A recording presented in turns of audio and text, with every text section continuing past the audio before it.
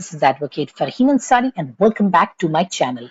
Well, today we are starting with one of my favorite subject of HSC Commerce, that is Secretarial Practice.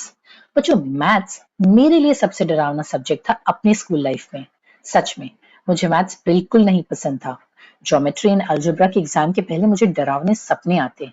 सब पढ़ के भी ऐसा लगता कि मुझे कुछ नहीं आता है.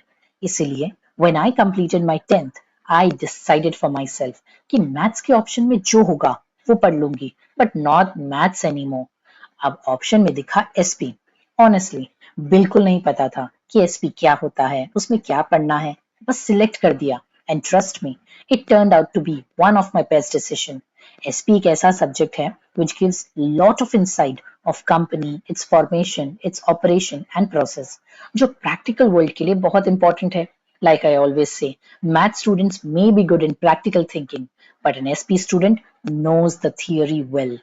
Now, with the love of this subject, I now start with another HEC subject, that is SP, Chapter 1, Introduction to Corporate Finance. Now, before we start with the explanation, just to make this topic interesting, we shall understand the concept in question and answer format, ताकि आपको समझ आए कि question किस वे में पूछेंगे and आपको answer कैसे लिखना है for better marks. So let's get quickly started. Question number 1. What is a corporate finance?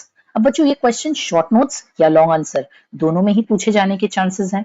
अब अगर ये क्वेश्चन लॉन्ग आंसर में पूछा है तो always start your answer with Roman number 1, introduction. अब बच्चों इंट्रोडक्शन आप पैराग्राफ में भी लिख सकते हो या पॉइंट वाइज, लेकिन एडवाइजेबल ये है कि आप पॉइंट वाइज लिखो for better presentation and clarity for the examiner. Now, if you look at the question, there are two important terms. First is corporate. Corporate का मतलब ordinary term में होता है company.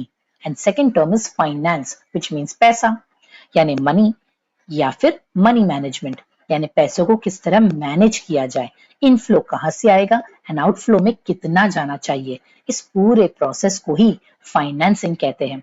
बच्चों, एज वी ऑल नो, किसी भी business में पैसा एक इम्पॉर्टेंट फैक्टर है बिजनेस को स्मूथली रन करने में.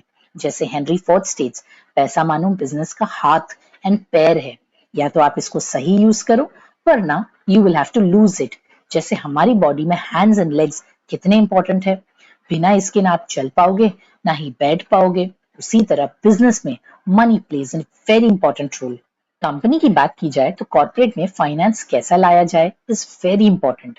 Hence, corporate finance deals with two things: raising of money and using of money. यानी मनी कहाँ से आएगा एंड आ जाने के बाद उस पैसों को हमने बिजनेस में कहाँ यूज करना है ताकि अच्छे रिटर्न्स एंड प्रॉफिट्स जनरेट हो. अब ये सब मैनेज करने की जिम्मेदारी कंपनी के फाइनेंस मैनेजर की होती है. Then next is Roman number 2, meaning. अब बच्चों, आपके लॉन्ग आंसर में आप कंटेंट के साथ जितना प्रेजेंटेशन अच्छा दोगे मार्क्स उतना अच्छा मिलेगा. Hence, when you can draw something and present, you should do so. जैसे यहाँ टू एक्सप्लेन कॉर्पोरेट फाइनेंस में दो चीजें होती है. Here we can make a diagrammatic presentation to explain, that is raising of finance and then using of finance. Essentially corporate finance में 3 activities है. Number 1, financing, यानी पैसे कहाँ से लाए एंड कहाँ यूज करें.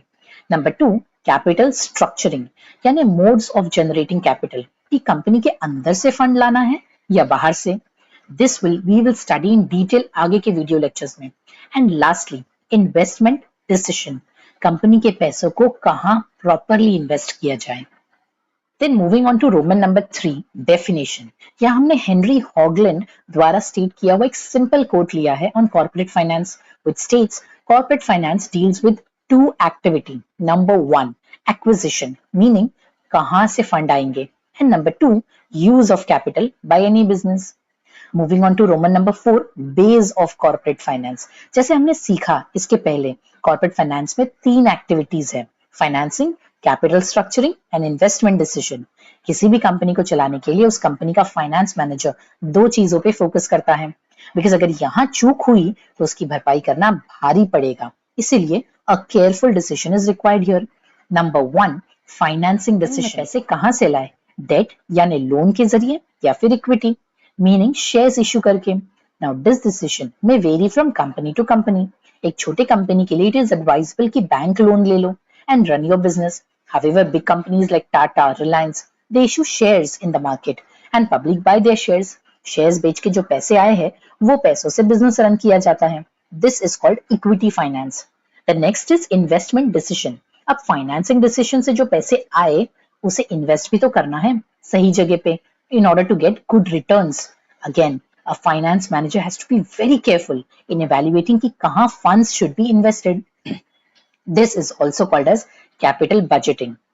So, bachcho, this was first question of corporate finance. Hope you've understood the same. In case of any questions, do let me know in the comments below. Stay tuned for the next question video on this topic. For the notes on this topic, do join my Telegram group, of which the link is provided in the description below. Until we meet next time, thank you everyone. Bye bye.